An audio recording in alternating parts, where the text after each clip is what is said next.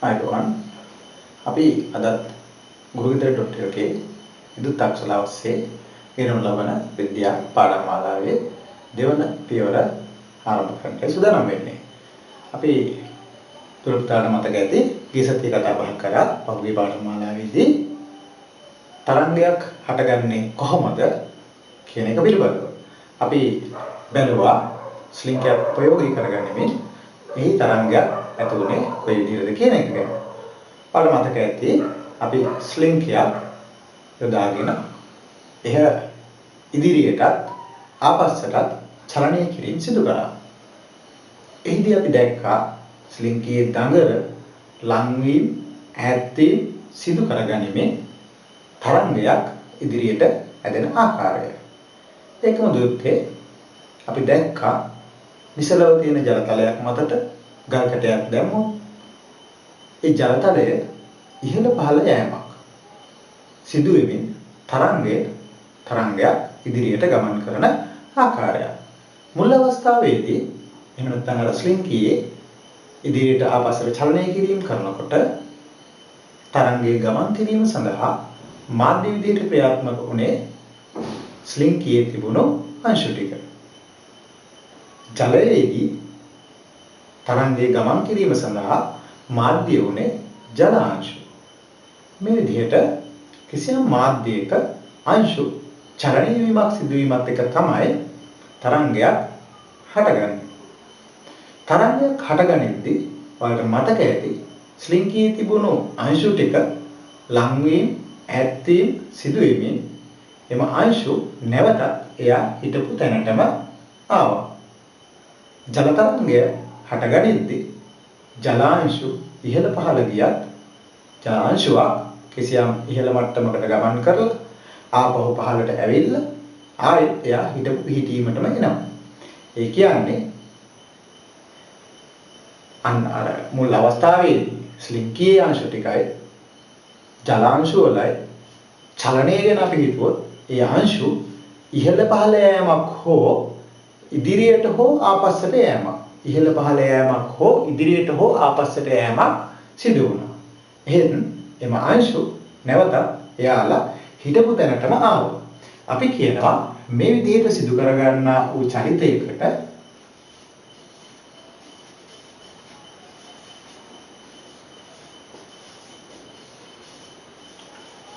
ආවර්තීය චලිතයක් කියලා. අපි කියනවා කිසියම් අංශුවක් තමන්ගේ මුල් පිහිටීමේ ඉඳලා යම් දුරකට ගමන් කරලා නැවතත් එයා හිටපු තැනටම එනවා නම් ඒ වගේ චලිතයකට ආවර්තීය චලිතයක් කියලා කියනවා. දැන් මම ඔයාලට හිතලා බලන්න කලින් අවස්ථාවේ ස්ලින්ගියේ තිබුණු අංශු ටික ආවර්තීය චලනයක් සිදු කරා. ජලයේ තිබුණු ජලාංශු ආවර්තීය චලනයක් සිදු කරා. මේ ආවර්තීය චලන නිසා තරංගයක් හටගත්තා. ඒ තරංගයේ ඉදිරියට ගමන් කරත් අංශු ගමන් කිරීමක් සිදු වුණේ නැහැ. දෙපොතේ තරංග ඇතිවීමේදී කිසියම් මාධ්‍යයක අංශු වල සිදුවන චලනයයි තරංගයේ ගමන් කරන ආකාරයයි අනුව අපිට පුළුවන් තරංග ප්‍රධාන වශයෙන් ආකාර දෙකකට බෙදලා වෙන් කරන්න. තරංගයක් හට ගැනීමේදී මාධ්‍ය අංශු වල සිදුවන චලනය හා තරංගයේ ගමන් කරන ආකාරය අනුව අපිට පුළුවන් තරංග දෙආකාරයක් එහෙම නැත්නම් ආකාර දෙකකට වර්ග කරලා දක්වන්න. අපි බලමු මොනවද මේ තරංග වර්ග දෙක, ඒවායේ ලක්ෂණ මොනවද කියන එක පිළිබඳව. හොඳට අපි කිව්වා අංශු මාධ්‍යාංශ වල චලනය සිදු වෙන ආකාරයයි එහිදී ඇතිවන තරංගය ගමන් කරන දිශාවයි එහෙම නැත්නම් අංශු වල කම්පනය සිදු වෙන ආකාරයත් තරංගය ගමන් කරන දිශාවත් අනුව තරංග අපිට ප්‍රධාන වශයෙන් වර්ග දෙකකට වෙන් කරන්න පුළුවන් කියලා. ඒ කියන්නේ තරංග ආකාර අපිට දෙකක් මුණ ගැහෙනවා. අපි එක වර්ගයක තරංග හඳුනනවා තීර්යක් තරංග කියලා. අනෙක් වර්ගයේ තරංග වලට අපි කියන්නේ අන්වායාම තරංග කියලා. තීර්යක් තරංගයක් කියලා කියන්නේ තරංගය ප්‍රචාරණය වන එහෙම නැතිනම් තරංගයේ ගමන් කරන දිශාවට ලම්බක දිශාවක් ඔස්සේ තරංගයේ ගමන් කරන දිශාවට ලම්බකව මාධ්‍යවල අංශු කම්පනය සිදු වෙනවා නම් එහිදී ඇතිවන තරංගාකාරය අපි හඳුන්වනවා තීර්යක් තරංග කියලා. එතකොට දුක්ඛය අපි අන්වායම තරංග කියලා හඳුන්වන්නේ මාධ්‍ය අංශු වල සිදුවන චලිතයට නැත්නම් මාධ්‍ය අංශු වල සිදුවන චලිතය දිශාවටම තරංගය ප්‍රචාරණය වෙන එහෙම නැත්නම් තරංගයේ ගමන් කරන තරංග අන්වායම තරංග විදිහට අපි නම් කරනවා. අපි බලමු එහෙනම් මේ තරංග ආකාර දෙක වෙන වෙන වශයෙන් අරගෙන මොනවද මේවායේ තියෙන ලක්ෂණ කියන එක පිළිබඳව. හොඳයි. අපි එහෙනම් මුලින්ම බලමු තීරයක් තරංග කියන්නේ මොනවද? මේවායේ තියෙන ලක්ෂණ මොනවද? තීරයක් තරංගයක් හඳුනාගන්නේ කොහොමද කියන එක ගැන. මෙපොතේ අපි මතක් කරලා දැන් එකකට කලින් තීරයක් තරංගයක් කියලා කියන්නේ මාධ්‍ය අංශු වල කම්පනය සිදුවන දිශාවට ලම්බක දිශාවක් ඔස්සේ තරංගය ප්‍රචාරණය වෙන තරංග විදිහට. එතකොට ඔයාලට මතකද නිසලව තියෙන ජලයට ජලතලයක් මතට ගල්කැටයක් අතහැරපුවාම පස්සේ ඒ ජලතලයේ මත මෙන්න මේ විදිහේ රැලි නැගීමක් අපිට දැක ගන්නට පුළුවන් වෙනවා. එතකොට මෙතනදී අපි මේ දකින්නේ තීව්‍ර තරංග. මෙතන ජලාංශු ඉහළ පහළ ගමන් කිරීමක් සිද්ධ වෙලා තියෙනවා. පැත්තකින් ඉඳලා බලන කෙනෙකුට පේනවා මේ ජලාංශු නැත්තම් මේ රැලි ටික අපේ දිහාට එනවා වගේ. එහෙම නැත්නම් බලා ඉන්න කෙනාගේ ඉඳලා ඉවතට යනවා වගේ. එහෙනම් මේ අපි අර යනවා වගේ දැක්කදී තමයි තීව්‍ර තරංගය වෙන්නේ. හැබැයි මෙතන ජලාංශු ඉහළ පහළ යෑමක් සිදු වුණාට එයා ඉදිරියට ගමන් කරන්නේ නැහැ. මේ අංශු ගමන් කිරීමක් සිදු වෙන්නේ නැහැ. තරංගය ගමන් කරනවා මාධ්‍ය අංශු ඉහළ පහළ චලනය වෙනවා. ඒ කියන්නේ මාධ්‍ය අංශු ඉහළ පහළට එහෙම නැත්නම් මෙන්න මේ විදිහට ඉහළටත් පහළටත් ඉහළටත් චලනයක් සිද්ධ වෙනවා. මේ චලනය සිද්ධ වෙන අතරේ මෙතෙන් දිහාට ගන්න තරංගය මේ දෙකටම නැත්නම් මේ ඉහළ පහළට ලම්බක දිශාවක් ඔස්සේ ඉදිරියට ගමන් කිරීමක් සිද්ධ වෙනවා. එතකොට දෙවිතුවාට පේනවා ඇති තීරයක් තරංගයක් හටගනිද්දී මාධ්‍යංගයේ අංශු වල සිදුවෙන චලිතයට ලම්බක දිශාවක් ඔස්සේ තමයි තරංගය ගමන් කරලා තියෙන්නේ. අපිට මේ පිළිබඳව තවදුරටත් හොයලා බලන්න පුංචි පරීක්ෂණ කිහිපයක් තියෙනවා. අපි ඒවත් මතක් කරමු. ඔයාලට පුළුවන් ස්ලින්කියක් උදව් කරගෙන ස්ලින්කියක එක කෙලවරක් කිසියම් ස්ථානයක ස්ථිරව ගැට ගහලා එහි අනෙක් කෙලවර අල්ලගෙන ඉහළ පහළ හෝ ඉහළට එහෙම නැත්නම් පහළට හෝ අපි ස්ලින්කිය තියලා තියෙන පෘෂ්ඨයේ අපි හිතමුකෝ අපි මේක තියාගත්තේ තිරස් පෘෂ්ඨයක කියලා. ඒ තිරස් පෘෂ්ඨයක් මත. එහෙම නැත්නම් අපි හිතමුකෝ මේක අපි තියාගත්තේ ගිබිම මත කියලා. ගිබිම මත නැත්නම් ඩෙස්කයක් උඩ එහෙම නැත්නම් මේසයක් උඩ තියාලා අපිට පුළුවන් මේ ස්ලින්කිය දෙපසට චලනය කිරීමක් සිදු කරන්න. මේ ස්ලින්කිය මේ විදිහට දෙපසට චලනය කිරීමක් සිදු කරොත් එතකොටත් අපිට දකින්න පුළුවන් වෙනවා මෙන්න මේ ස්ලින්කිය චලනය කරන දිශාවට ලම්බක දිශාවක් ඔස්සේ තමයි තරංගය ගමන් කරන ආකාරයක් අපිට දකින්න ලැබෙන්නේ. ස්ලින්කිය ඉහළ පහළ චලනය කරොත් ඒත් අපිට දකින්න පුළුවන් වෙනවා ස්ලින්කිය චලනය කරන දිශාවට ලම්බක දිශාවක් ඔස්සේ තරංගයක් හටගෙන තියෙන බව. නැත්නම් තරංගයක් ගමන් කරන බව. එතකොට දුවේ මේ විදිහටම අපිට බොහොම සරල පරීක්ෂණයක් කරලා බලන්න පුළුවන් තවත්. ඒ තමයි නිසලව තියෙන ජලතලයක් මතට කඩදාසි උරුවක් හදලා දාලා ඒ මතට කඩදාසි උරුවට නෙමෙයි ජලයට ගල් කැටයක් දාලා බැලුවොත් අපිට බලා ගන්න පුළුවන් වෙනවා ජල තරංගයක් හට ගන්නවා. එතකොට ජලයේ ඉහළ පහළ යෑමක් ජල පෘෂ්ඨයේ ඉහළ පහළ යෑමක් සිදු වෙනවා.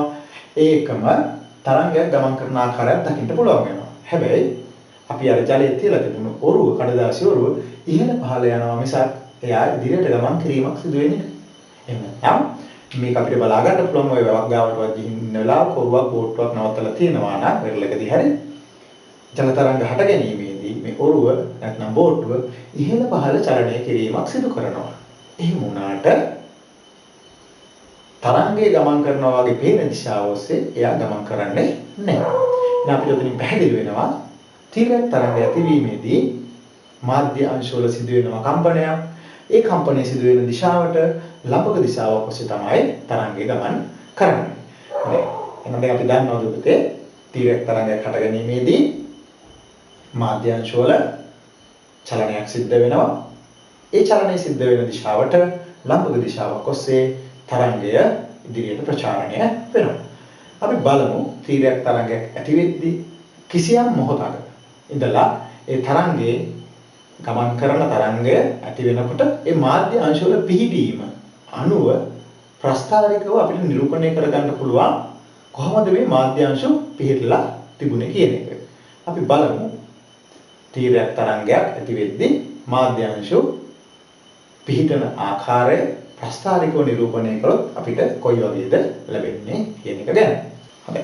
එහෙනම් දැන් අපි බලමු අපි අර කලින් කතා කරපු විදිහට තීරයක් තරංගයක් හටගනිද්දී ඒ තීරයක් තරංගය ඇති වෙනකොට මාධ්‍යාංශ වල පිහිටීම මාධ්‍යාංශ වල එක් එක් මොහොතේදී පිහිට රටාව අනුව නැත්නම් කම්පන සිදු වෙනකොට නැත්නම් කම්පන රටාව සිදු වෙන ආකාරය එහෙම නැත්නම් මාධ්‍යාංශ පිහිටන ආකාරය ඇඳලා බැලුවොත් අපිට මෙන්න මේ වාගේ ලක්ෂණයක් තමයි නැත්නම් මෙන්න මේ වගේ රූප සරහනක් තමයි අපිට දකින්න ලැබෙන්නේ. දෙවිතේ අර තීරයක් තරංගය හටගනිද්දී මාධ්‍ය අංශු එයාගේ මුල් පිහිටුමේ ඉඳලා කිසියම් උසක් දක්වා ගමන් කරලා නැවතත් එයාගේ මුල් පිහිටීමට ඇවිල්ලා ආයත් එයා මුල් පිහිටුම දක්වා පැමිණෙනවා. ඒතර මෙන්න මේ ස්ථානයේ ඉඳලා මෙයා මේ දක්වා සිදු කරගෙන තියෙනවා එක් ආවර්තීය චලිතයක්. මේ විදිහේ ආවර්තීය චලිතයන් දිගින් දිගට සිදු කරගැනීමෙන් තමයි තීරයක් තරංගයක් ඉදිරියට ප්‍රචාරණය සිද්ධ වෙන්නේ. එතකොට ඔය පුතේ මාධ්‍ය අංශු මෙන්න මේ විදිහට නැවතත් තමන්ගේ මුල් පිහිටුම දක්වා පැමිණෙන නිසා තමයි අපි කිව්වේ මාධ්‍යාංශ ගමන් කිරීමක් සිදු වෙන්නේ තරංගේ පමණක් ඉදිරියට ගමන් කරනවා කියලා. අපිට තීරයක් තරංගයක් ගැන කතා කරද්දී තීරයක් තරංගයක් නිරූපණය කරන්න සිද්ධ වෙනවා. දෙවිපතේ අපි තීරයක් තරංගයක් නිරූපණය කරන්නේ මෙන්න මේ ආකාරයටම තමයි. අපි බලමු මේ තීරයක් තරංගයක් හා සම්බන්ධ මේ රූප සටහනේ දක්වන කොටස් හැඳින්වීම සඳහා අපි විවිධ නම් යොදා ගන්නවා. අපි ඒව මොනවද කියලා හොයලා බලමු. දෙවිපතේ ඔයාලට අපි අපේ පාඩම් මාලාවත් එක්ක නිබන්ධනයක් ලබා දීලා තියෙනවා. මේ නිබන්ධනය ඔයාලට මුද්‍රණය කරගන්න පුළුවන් නම් නැත්නම් මුද්‍රණය කරගත්තා නම් අපේ පාඩම් මාලාවත් එක්ක දැන් එයාට පුළුවන් ඔයාලට ඒක ළඟට ගන්න අරගෙන අපේ පාඩමට සමන් දෙනවා නම් ඔයාලට තවත් මේ රූප සරහන පැහැදිලිව බලා ගන්න පුළුවන්. අපි බලමු. මෙතනදී දුප්පතේ දැක්වෙන්නේ අංශු වල මාධ්‍ය අංශු වල කම්පනයේ සිදුවන දිශාව. ඉහළට පහළට කියපු දිශාව. මෙන්න මෙතෙන්දී මාධ්‍ය අංශු ඉහළ යෑමත් මෙන්න මෙතෙන්දී මාධ්‍ය අංශු පහළට ගමන් කිරීමත් අපි දක්වනවා. ඒතකොට දෙවිතේ මේ ඔයාලට පේනවාද මේ රතු පාටින් කඩේ වලින් පෙන්නලා තියෙනවා. මෙතන මම මේ දක්වන්න උත්සාහ කරලා තියෙන්නේ මාධ්‍ය අංශු වල මුල් පිහිටුම. දෙවිතේ තීරයක් තරංගයක් හටගනිද්දී තරංගයේ නැත්නම් මේ මාධ්‍ය අංශු වල තමන්ගේ මුල් පිහිටුමේ ඉඳලා එයා ඉහළට හෝ එහෙම නැතිනම් මෙන්න මේ මුල් පිහිටුමේ ඉඳලා එයා ඉහළට හෝ එහෙම නැතිනම් එයා තමන්ගේ මුල් පිහිටුමේ ඉඳලා පහළට ගමන් කරලා තියෙන උපරිම දුර ප්‍රමාණයක් තියෙනවා. අංශු වල මුල් පිහිටුමේ ඉඳලා ඉහළට හෝ පහළට ගමන් කරලා තියෙන උපරිම උස ප්‍රමාණය. මෙන්න මේ උස ප්‍රමාණය අපි හඳුන්වනවා තරංගයේ විස්තාරය කියලා. මම එයා මෙතන A කියලා නම් කරගන්නම්. එහෙමනම් A කියලා අපි පෙන්නලා තියෙන්නේ තරංගයේ විස්තාරය. අපි කියනවා මේ තියෙන්නේ තීරයක් තරංගයට අදාළ විස්තාරය. එහෙනම් මේ විස්තාරය කියන එක යම් දුර ප්‍රමාණයක්. ඒ නිසා අපි විස්තාරය මැනීම සඳහා මීටර යන ඒකකය භාවිතා කරනවා. නම් තරංගයේ විස්තාරය මැනීම සඳහා අපි භාවිතා කරන්නේ මීටර. මීටර වලින් තමයි අපි තරංගයේ විස්තාරය මැනීම ලබන්නේ. දෙත්තේ මේ තරංගයක ඕනෑම අනුයාත ස්ථාන දෙකක් ගැන සැලකිල්ලට ගත්තොත් එහෙනම් මේ තියෙන්නේ එයාගේ ආරම්භක ස්ථානය. එහෙනම් එයා මෙතන ඉඳලා මෙන්න මේ දක්වා ගමන් කරනකොට මේ පිහිටීමට අනුයාත පිහිටීම තමයි මෙතන දැක්වෙන්නේ. එමනම් මේ ඕනෑම තැනකට අදාළව අපි හිතමුකෝ මෙන්න මේ ස්ථානය කියලා. මෙන්න මෙතනත් සහ මෙන්න මේ ස්ථාන දෙක සැලකුවොත් මේ තියෙන්නේ යාගේ අනුයාත පිහිටීම් දෙක. මෙතනයි සැලකුවොත් ඒත් තියෙන්නේ යාගේ අනුයාත පිහිටීම් දෙක. මේ විදිහටම ඕනනම් අපිට මෙන්න මේ ස්ථානයත් මෙතන සැලකුවොත් එතන තියෙන්නේ අනුයාත පිහිටීම් දෙක. එහෙනම් මේ ඕනෑම ස්ථානයකට අදාළව අපිට අනුයාත පිහිටීම් සලකුණු කරගන්න පුළුවන් වෙනවා. දෙපිටේ තරංගයක් ඇතිවීමේදී තරංගයේ අනුයාත පිහිටුම් දෙකක් අතර දැන් එකම චලිත දිශාව වෙන්නන මොකද මේ අංශු තියෙන්නේ මේ අංශු චලනය වෙනවා මේ අංශු ආවර්තය චලනය සිදු කරගන්නේ ආවර්තය චලනය සිදු කරද්දී ඒ ඉදිරියට ගමන් කරන අංශු වල අනුයාත ස්ථාන දෙකක් අතර දුර අපි හඳුන්වනවා මේ තරංගයේ තරංග ආයාමය කියලා. මෙන්න මේ දුර අපි හඳුන්වනවා තරංගයේ තරංග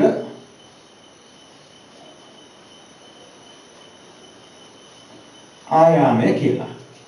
අපි තරංග ආයාමය සංකේතවත් කිරීම සඳහා යොදාගන්නේ ග්‍රීක අක්ෂරයක්. එයා අපි ලියන්නේ මෙන්න මේ ආකාරයට. අපි මෙයා හඳුන්වන්නේ ලැම්ඩා විදිහට. නැත්නම් අපි මේ අක්ෂරය කියනවා ලැම්ඩා කියන අක්ෂරය මේ ග්‍රීක අකුර. තරංග ආයාමය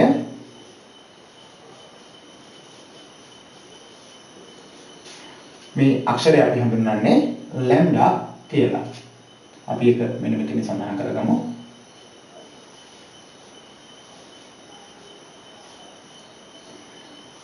එහෙනම් තරංගයක තරංග ආයාමයක් අපිට මනින්න සිද්ධ වෙනවා. තරංග ආයාමය කියන්නේ අනුයාත පිහිටුම් දෙකක් අතර තිබුණු දුර විදිහටයි අපි සාකච්ඡා කරේ. එහෙනම් තරංග ආයාමය මනින්නෙත් අපි මීටර කියන එකේම තමයි. හොඳයි. අපි බලමු මේ තරංගයක් සතුව තවත් අපිට බලන්න පුළුවන් ලක්ෂණ කිහිපයක් හඳුනාගත යුතු තැන් කිහිපයක් තියෙනවා. ඉන් එකක් තමයි මෙන්න මේ තරංගය තමන්ගේ මැද පිහිටුම නැත්නම් මේ මුල් පිහිටුමේ ඉඳලා ගිහින් තියෙන උපරිම තැන. මෙන්න මේ උපරිම උසකට අපි කියනවා තරංගයේ ශීර්ෂයක් කියලා. එහෙනම් මෙතන තියෙන්නේ ශීර්ෂයක්. ඒකම මේ තරංගය තමන්ගේ මැද පිහිටුම නැත්නම් මුල් පිහිටුමේ ඉඳලා පහළට ගමන් කරලා තියෙන උපරිම උස නැත්නම් උපරිම දුර අපි හඳුන්වනවා තරංග නිම්නය කියලා. එහෙනම් මෙතන දැක්වෙන්නේ මේ අපි ඇඳලා තියෙන තරංගයේ නිම්නයක්. එහෙනම් දැන් ඔයාලට පේනවා ඇති තීරක තරංගයක් හටගනිද්දී අංශු කම්පනය සිද්ධ වෙනවා. අංශු කම්පනය සිදු වෙන දිශාවට ලම්බක දිශාවක් ඔස්සේ. ඒ කියන්නේ මෙන්න මේ දිශාව ඔස්සේ තමයි තරංගයේ ඉදිරියට ගමන් කිරීම සිදු වෙන්නේ.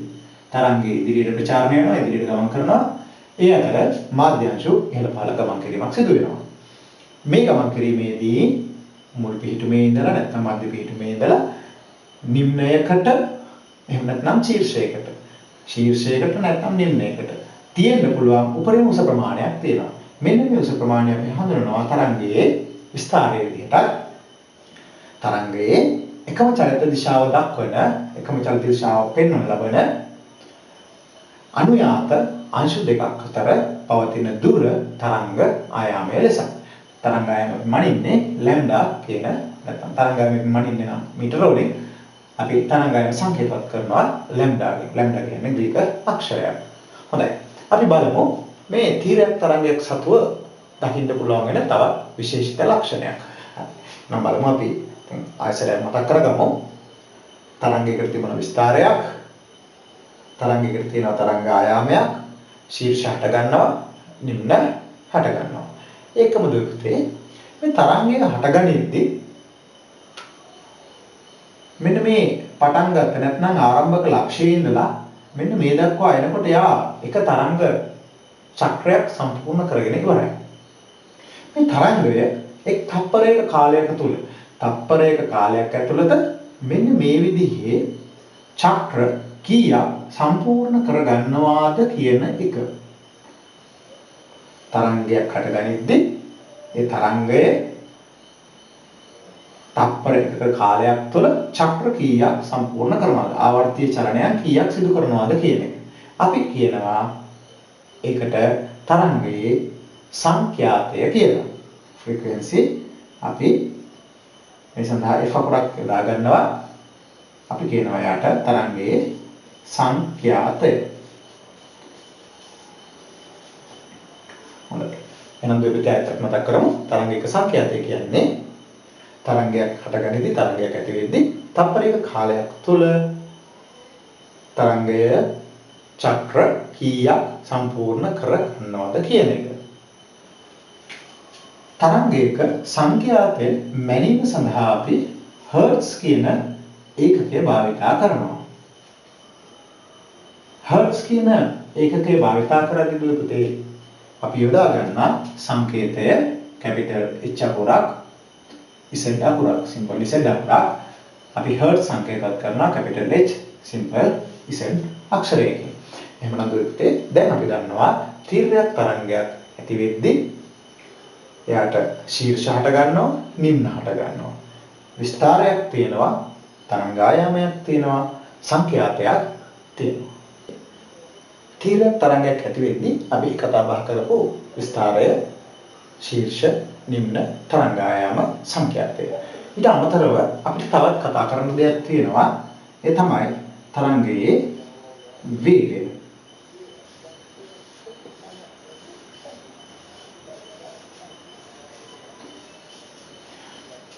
තරංග වේගය මැනීම සඳහා අපි තප්පරයට මීටර යන ඒකකය භාවිතා කරනවා. තරංග වේගය මැනීම සඳහා තප්පරයට මීටර යන ඒකකය භාවිතා කරනවා. අපි බලමු කොහොමද තරංගයක වේගය ගණනය කරන්නේ කියලා.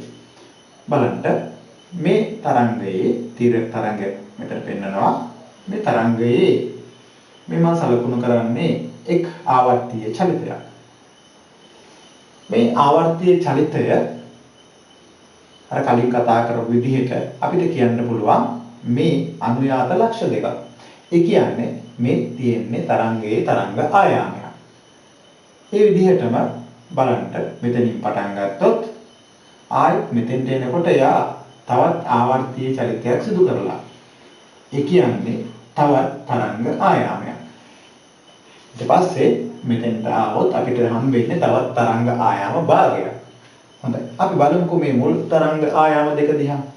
මෙන්න මේ තරංග ආයාම දෙක ඇති කර ගැනීමේදී මෙයා කිසියම් කාලයක් ගත කරනවා. අපි හිතමු මේ තරංගය ඇති වෙද්දී අර අපි කලින් ඉගෙන ගත්ත විදිහට මේ තරංගයට සංඛ්‍යාතයක් තියෙනවා. මේ තරංගයේ සංඛ්‍යාතය අපි හිතමු හර්ට්ස් දෙකක් කියලා.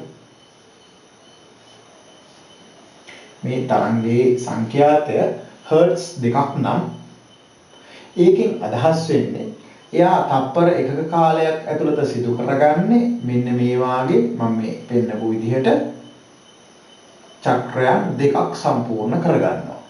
මේ චක්‍ර දෙක සම්පූර්ණ කරගනිද්දී මෙතන තිබුණු අංශුව නැවතත් එතෙන්ට මෙන වමුල් පිහිටුවා. හැබැයි පටන් ගත්ත තරංගයේ මෙතන ඉඳලා මෙන්න මේ දක්වා ගමන් කරලා තියෙනවා. හේතුව එයාගේ සංඛ්‍යාතය ෆ්‍රීකවන්සි එක හර්ට්ස් දෙකක්. ඒ කියන්නේ තප්පරයට චක්‍රයන් දෙකක් සම්පූර්ණ කරන්න ඕනේ. ඔයාලට මතකයි මේ තරංගයේ එක චක්‍රයක් කියලා කියන්නේ අනුයාත අංශු දෙකක් අතර තුරක්. ඒ කියන්නේ තරංග ආයාමයක් ලැම්ඩා. එහෙනම් මෙයා තරංග ආයාම දෙකක් ඉස්සරහට ගිහිල්ලානේ. 1යි 2යි. මෙතෙන්ට එනකොට තරංග ආයාම දෙකක් ගිහිල්ලා එයා ඒ වැඩේ කරගන්න තප්පර එකක කාලයක් ගත කරලා තියෙනවා. මොකද අපි කලින් කිව්වා සංඛ්‍යාතය කියන්නේ තප්පරයකට සිදු කරගන්නා වූ කම්පන වාර ප්‍රමාණය. මෙයා තප්පරයට කම්පන වාර දෙකයි කරන්නේ. එක කම්පන වාරයක් කියන්නේ මෙච්චරක්. ඒ කියන්නේ තරංග ආයාමයක්. එක කම්පන වාරයක් කියන්නේ තරංග ආයාමයක්. එයා තප්පරයට කම්පන වාර දෙකක් තරංග ආයාම දෙකක් ඇති කරගන්නවා. එහෙමනම් දුවේ පුතේ ඔයාලා දන්නවා අපි 10 ශ්‍රේණියේදී ඉගෙන ගත්තා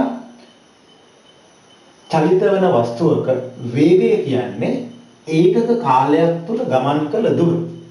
ඒකක කාලයක් තුල ගමන් කළ දුර. එහෙමනම් මේ තරංගයේ ගමන් කරලා තියෙන්නේ ඒකක කාලයක් තප්පරයක්. තප්පරයකට එයා හර්ට්ස් දෙකක්. ඒ කියන්නේ තප්පරයකට කම්පන වාර දෙකක්. එක කම්පන වාරයක් කියන්නේ තරංග ආයාමයක්. එහෙමනම් දුවේ පුතේ මෙයාගේ වේගය v කියලා කියන්න වෙන්නේ අපිට මේ තරංගයේ සංඛ්‍යාතය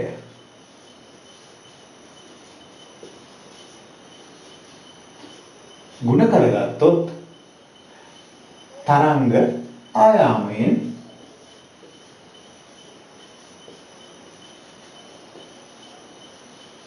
ලැබෙන අගය. එහෙමනම් දෙත්තේ තරංගයක තරංග වේගය කියන්නේ සංඛ්‍යාතය වැඩි කිරීම තරංග ආයාමයේ විදිහට අපිට නම් කරන්න පුළුවන්. ඒ කියන්නේ තරංග වේගය v නම් සංඛ්‍යාතය f නම් තරංග ආයාමය ලැම්ඩා නම් අපිට කියන්න පුළුවන් v සමානයි f ලැම්ඩා කියලා. එහෙමනම් දෙත්තේ මෙන්න මේ සමීකරණය බලන්න මතක තියාගන්න තරංගයක වේගය කියන්නේ තරංගයක වේගය v කියලා කියන්නේ f ලැම්ඩා.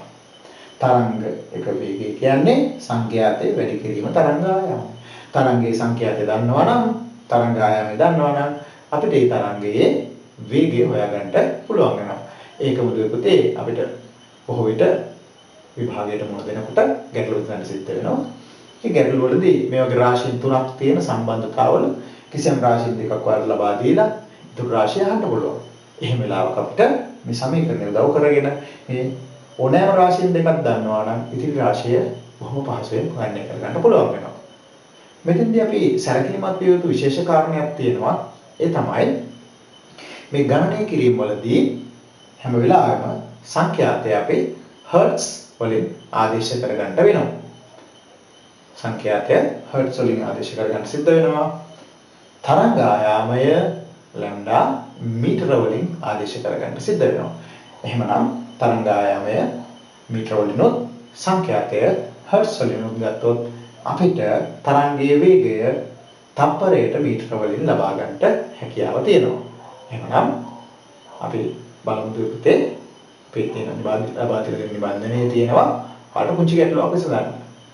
දැන් ඔයාලට පුළුවන් උත්සාහ කරලා බලන්න මේ ගැටලුව නැත්නම් නිබන්ධනයේ ලබා දෙන ගැටලුව මේ සමීකරණය උපයෝගී කරගෙන පාඩ විසඳන්න පුළුවන්ද කියලා.